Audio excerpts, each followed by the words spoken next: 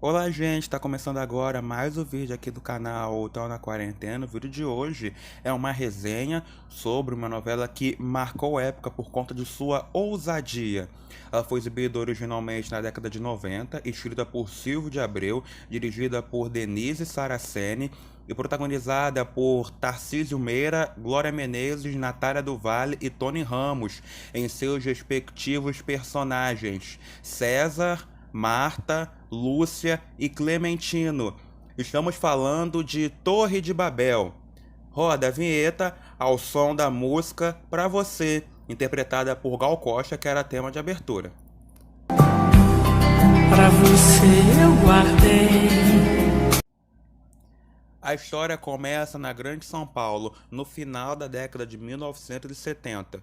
O ex-perito em fogos de artifício José Clementino arranja emprego como pedreiro na construção de um suntuoso shopping center, uma das muitas obras realizadas pela construtora do engenheiro César Toledo. Durante a festa da Cumeeira, quando engenheiros e operários se reúnem para comemorar a colocação da última laje da obra, a mulher de Clementino flerta com vários homens. A certa altura, quando da falta da mulher, o pedreiro sai à sua procura e a encontra num canto afastado da construção, tendo relação com dois homens. Tomado pela fúria, Clementino mata a mulher e um dos homens a golpes de pá.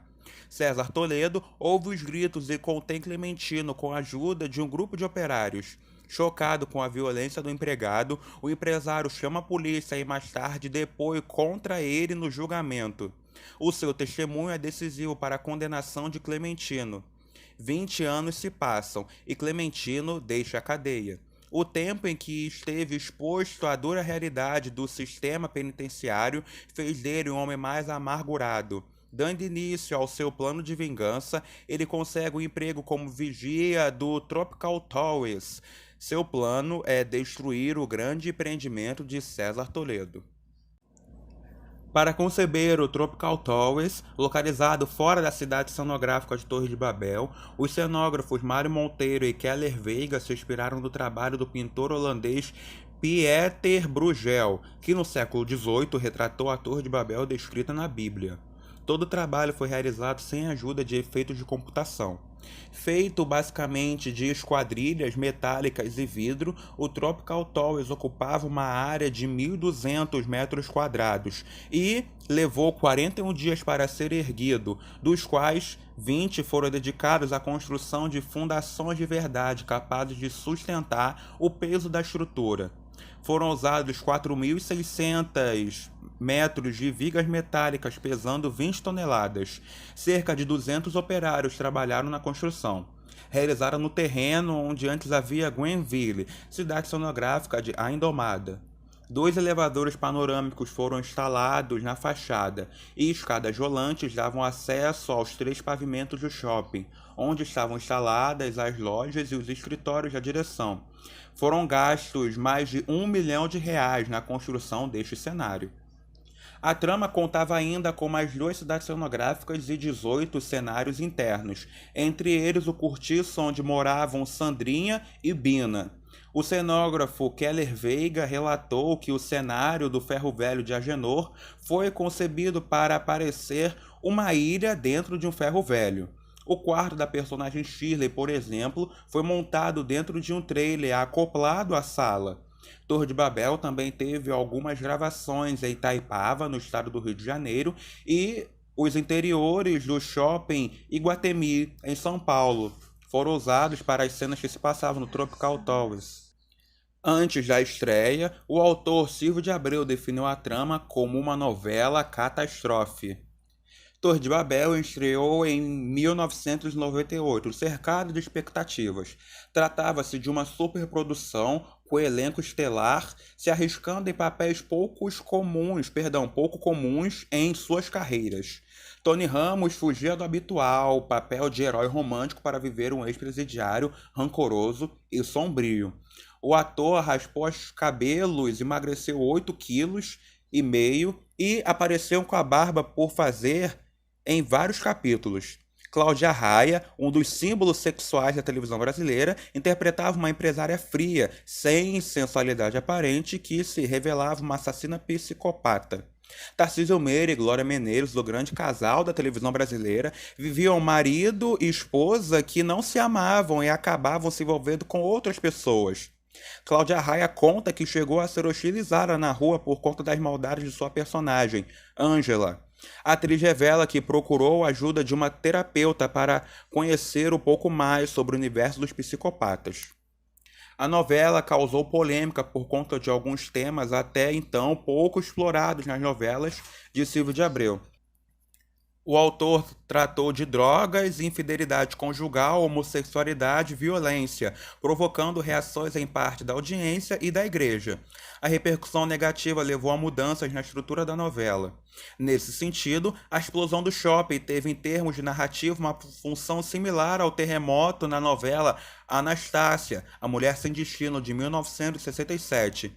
O evento já estava previsto na sinopse, mas Silvio de Abreu decidiu utilizá-lo para eliminar personagens que não foram bem aceitos pelo público, como o dependente químico Guilherme e a ex-modelo empresária Leila, namorada de Rafaela.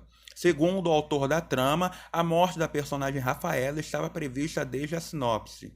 Com a morte de sua companheira, Leila se aproximaria de Marta e as duas se tornariam grandes amigas. A partir dessa relação, Silvio de Abreu pretendia discutir o preconceito em relação à amizade de heterossexuais com homossexuais.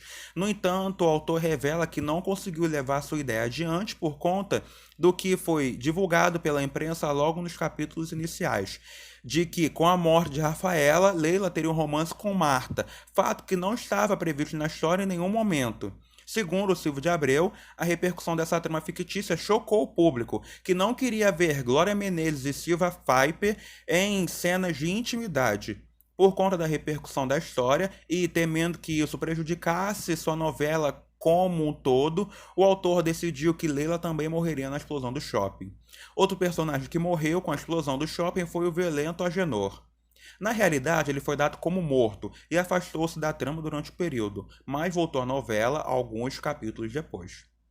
Em 14 de setembro de 1998, o ator Danton Mello, que interpretava Adriano na novela e que na época era apresentador do Globo Ecologia, sofreu um grave acidente de helicóptero durante uma gravação para esse programa. No acidente, Danton sofreu hemorragia e fraturou costelas, ficando afastado da trama por meses, voltando somente no capítulo de 26 de novembro de 1998. Para explicar a ausência de Adriano da trama, Silvio de Abreu decidiu que o personagem, após um grave desastre de carro, fora levado em coma para os Estados Unidos para recuperar-se das sequelas.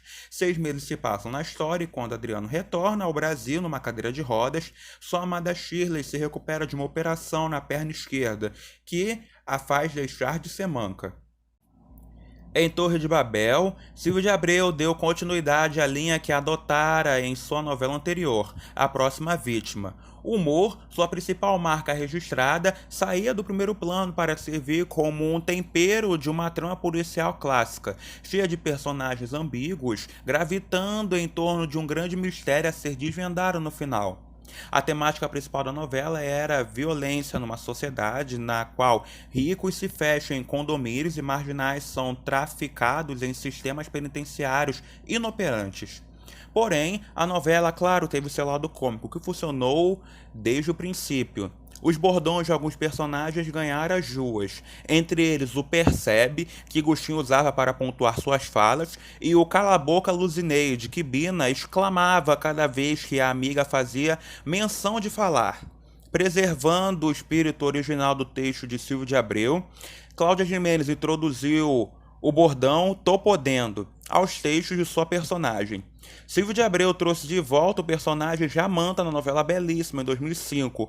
Luzineide também reaparece no último capítulo da trama. Jamanta está no altar prestes a se casar com Regina da Glória, personagem da atriz Lívia Falcão, quando Luzineide entra na igreja com vários filhos a tiracolo e impede o casamento. A abertura mostrava imagens da Torre de Babel bíblica se transformando no shopping Tropical Towers. O tema original era instrumental e dramático. Com as mudanças feitas na trama, a canção tema foi substituída pela música Pra Você, antigo sucesso de Silvio César, interpretada por Gal Costa. A primeira abertura, com o tema cantado por Gal Costa, tinha as mesmas imagens da abertura que tinha somente instrumental. Depois a abertura ganhou imagens mais claras e foi reduzida o período de sua exibição na televisão. Silvio de Abreu conta que quis abordar temas relacionados ao problema da violência e também discutir duas opiniões. Aqui diz que a violência existe porque a condição social do indivíduo é injusta, e aqui argumenta que não adianta os ricos se protegerem atrás de grades, porque mais cedo ou mais tarde serão atingidos pelo problema.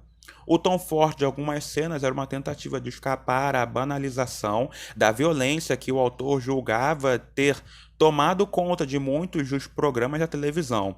Através do personagem de Tony Ramos, Silvio de Abreu aproveitou para falar das dificuldades que ex-presidiários encontram quando tentam retornar ao mercado de trabalho e de como a escassez de oportunidades e o preconceito social contribuem para que muitos voltem ao crime. Um dos momentos mais esperados da trama foi dentro do programa Planeta Xuxa, programa infantil apresentado por Xuxa Meneghel, exibido entre 1997 e 2002. Sob o nome artístico, de Johnny Percebe, Gustinho faz sucesso como cantor romântico com participações nos programas. Na verdade, Boneca é quem tem talento para cantar, mas acha que é feio demais para se apresentar ao público.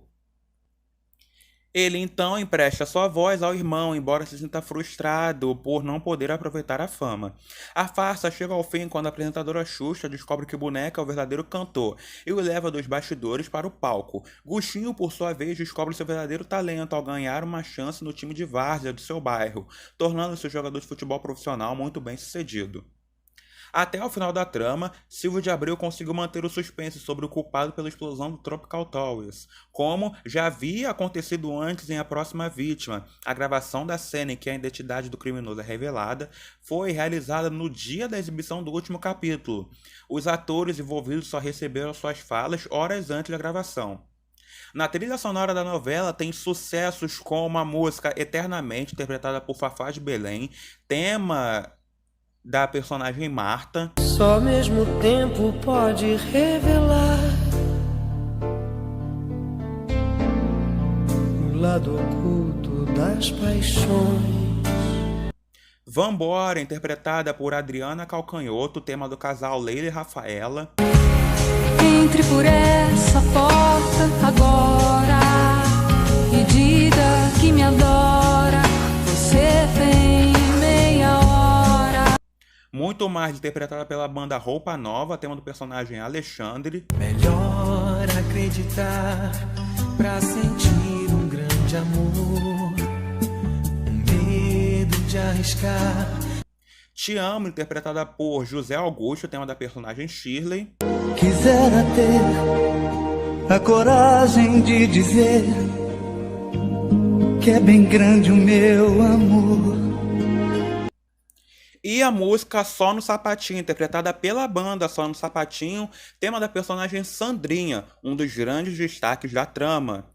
Ela chega vaidosa e sorridente, todo mundo logo sente seu perfume pelo ar. Ela dança com swing diferente, vai pra trás e vai pra frente, vai descendo devagar. A novela teve como média geral de audiência da exibição original nos anos 1998 e 1999 43,56 pontos no Ibope, quando a média horária era 45. A novela foi exibida entre Por Amor e Suave Veneno, com 203 capítulos. Ela foi exibida na íntegra no canal Viva de 10 de outubro de 2016 a 2 de julho de 2017, substituindo Meu Bem e Meu Mal e sendo substituída por Fera Radical, no horário das 2h30 da tarde. A novela está disponível no Globoplay também na íntegra desde o dia 3 de agosto de 2020. Dando agora opinião sobre a novela, A Torre de Babel foi uma das primeiras novelas que eu assisti no canal Viva, assim, fortemente. Se não a primeira que eu acompanhei, assim, pelo menos a reta final, né, de Torre de Babel eu acompanhei. E realmente, acho que por ela ter vindo depois da novela do Manuel Carlos, que é mais solar, entre muitas aspas, tem uma fotografia mais clara, histórias assim que o brasileiro, a tia do sofá, o público cativo tá mais propício a acompanhar, sabe? É a Helena do Leblon, toma café da manhã, vai trabalhar, praia, passear na praia, para uma trama empresa, né? Que o Silvio de Abreu investiu nas tramas empresas na década de 90 e na década de 2000. Uma trama empresa com o mistério da explosão, homossexual, que ainda não era muito comum em novelas na época, principalmente casal lésbico, e principalmente com Silvia Piper, que era uma modelo muito famosa na época, Cristiane Torlone, uma queridinha do país até hoje. Questão das drogas. Então foi tudo muito pesado. Teve o preconceito, né, abordado pelo personagem do Agenor, que era super preconceituoso com a filha Rafaela. Tony Ramos fugindo do estereótipo de herói, fazendo um vilão. O personagem teve que mudar as características dele com o passar da trama. Ele se relacionou com a Clara, né, que era Maite Proença na novela. Para ele voltar, né, a ser o herói que sempre faz na novela. Tanto que o Tony Ramos foi fazer vilão agora no final da carreira, né? Não no final da carreira, que ele tá em plena atividade, mas nos últimos anos. Que ele foi vilão em A Regra do Jogo, O Tempo de Amar e O Sétimo Guardião. E Invade Retro também. Mas na década de 90 era muito incomum ver isso do Tony Ramos. Então tudo isso junto afastou o público da trama. Tanto que a trama foi voltar ali a andar mesmo, sabe? A chamar o público pra sentar no sofá, pra assistir na explosão do shopping, que aí veio o grande mistério. Quem explodiu o shopping? Né? Aliás, uma cena épica. Acho que uma das cenas mais bem feitas da história da televisão brasileira foi a explosão do shopping. Tanto que o Silvio de Abreu serviu, né? Tirou alguns personagens ali justamente pra audiência subir, foi isso que aconteceu. Depois dessa explosão, a audiência subiu. A novela não alcançou a meta estipulada, né, pelo horário, tanto que o Silvio de Abreu depois voltou para o horário das 7, foi voltar para o horário das 9 só em Belíssima, ele fez As Filhas da Mãe e Deus nos acuda no horário das 7. E eu acho que... Não, minto, Deus nos acuda foi antes. Ele fez As Filhas da Mãe, logo em 2001. Então isso junto serviu, a fotografia era muito escura, muito pesada, o público não estava acostumado com isso, ainda tanto que depois até a abertura mudou, que a abertura era muito sombria assim para a época. Então, o Silvio de Abreu teve que se acostumar, igual em, por exemplo, Rainha da Sucata, que ele começou com muito humor e depois teve que... Porque no horário das outras ele não estava acostumado com muito humor, principalmente naquela época. Ele apostou no humor no horário das 8 em Rainha da Sucata, não conseguiu chamar o público. Aí que ele investiu na trama mais séria, né, com a personagem da Maria do Carmo. E a próxima vez ele tinha acertado a mão real, tinha acertado a mão em tudo, mas em Torre de Babel ele investiu mais pesado na crítica social, que acabou afugentando o público num certo momento, mas depois chamou de volta. Eu acho que Torre de Babel tem uma trama muito interessante. Justamente ela é mais interessante porque personagens fogem dos estereótipos. Eu gosto muito da Cláudia Raia na novela, muita gente fala que ela não tá bem como a vilã. Que eu acho que o público acha que ela não tá bem porque ela não faz assim. A Cláudia Raia, uma pessoa espalhafatosa, cômica, engraçada, ela não faz isso. Então sempre quando ela aparece com vilã, o público fala que ela foi mal, mas ela não tava mal em Torre de Babel. Ela tava super bem. As roupas mais sombrias combinava com o personagem, o cabelo mais curto, fugindo do estereótipo dela. O Tony Ramos estava muito bem também, fugindo do estereótipo dele de vilão, não, de mocinho, perdão, fazendo vilão, depois ele se regenerou e tal. Mas eu acho que uma trama que marcou a época, ela vai ser lembrada justamente por isso, por conta das mudanças nos perfis dos protagonistas, né, dos personagens. Isso veio para o lado positivo, que hoje em dia nós vemos homossexuais com uma certa frequência na televisão, nós vemos a trama das drogas sendo mostrada praticamente toda a novela das 9. Então, digamos que o Silvio de Abreu foi praticamente o precursor, né, disso tudo tá liberado na televisão. Precursor é demais, mas ali ele lutou para que isso desse certo na década de 90, que acabou não dando certo por conta do preconceito do público. Mas Torre de Babel, não digo que é um grande clássico, mas ela é uma novela considerada inesquecível. considerada inesquecível. Tanto que ela tá fazendo um baita sucesso agora no Globoplay. Nunca foi reprisada no Vale a Pena Ver de Novo, justamente porque ela é muito pesada pro Vale a Pena Ver de Novo. Não acho que ela vai ser reprisada no dia. Foi reprisada no Canal Viva. Acompanhei no Canal Viva o mistério que incluiu o shopping. Não queria saber. No final foi a Sandrinha, né? A filha do Clementino. Forma de vingança por ele ter matado a mãe dela. Inclusive a Adriana Esteves foi uma das personagens que trouxe a Adriana Esteves de volta ao estrelado, né? Que ela tinha feito algumas novelas no início da década de 90. Top Model, Opera sobre Pedra. Aí em Renascer a crítica pegou muito pesado em cima dela, ela entrou em depressão. Ela foi pro SBT, fez uma novela lá e o Agnaldo Silva trouxe ela de volta em Indomada, ou seja, ela voltou ao estrelado por conta do Agnaldo Silva, do Silvio de Abreu e do Valcir Carrasco, que deram grandes personagens para ela. A Lúcia Helena já Indomada, ela na primeira fase, na segunda fase está perfeita, a Sandrinha de Torre de Babel é perfeita e a Catarina de O Cravo e a Rosa tem nem o que falar, né? Então esses três autores trouxeram assim Adriana Esteves de volta ao estrelado da nossa televisão brasileira. Mas enfim, eu acho que, dando aquelas minhas considerações, eu acho a novela boa. Boa. Eu não gosto muito da direção da Denise, nunca escondi isso. Ela dá uns furos assim, bem notórios. Em toda novela que ela dirige, toda novela, dá uns furos assim, imperdoáveis para uma pessoa experiente. Mas a escrita do Silvio de Abreu estava muito boa. Ele sabe escrever um mistério assim como ninguém. Principalmente que ele se baseia nos mistérios do cinema norte-americano, né? Por exemplo, os grandes clássicos do Hitchcock, né, inspiraram as novelas dele, das 7, o mistério, né, das novelas da década de 70, 80, que ele fazia. As 7, os mistérios assim dessas novelas eram inspirados nos filmes do Hitchcock. Então ele tem muita bagagem, ele sabe escrever um mistério como ninguém. A Próxima Vítima ele mostrou isso, o Torre de Babel ele mostrou isso. Então, um dos grandes da teledramaturgia. Lembrando que o Silvio de Abreu não trabalha mais hoje em dia, ele foi demitido, dispensado na verdade, da Rede Globo no início desse ano, né? Assumiu o José Luiz Villamarim, o lugar dele, o cargo dele de diretor da teledramaturgia da emissora. Ele que vai mexer ali, né? Qual novela, a série vai entrar no ar, qual não vai e tal. Manda-chuva na Globo, que era o Silvio de Abreu antes. O vídeo de hoje fica por aqui, agora a gente se encontra na próxima quinta-feira com um vídeo de curiosidade sobre a novela Tititi. Porém, como já tem aqui no canal o vídeo sobre o remake de Tititi, será um vídeo de curiosidade sobre a primeira versão do Tititi, ou seja, a versão lá da década de 80, escrita por Cassiano Gabus Mendes, na forma de homenagear o autor, o remake e a novela. Ou seja, tudo de bom e de melhor vai aparecer no vídeo de quinta-feira para você. Muito obrigado pela sua companhia, espero que vocês tenham gostado de todo o conteúdo mostrado. Forte abraço, beijão, saúde!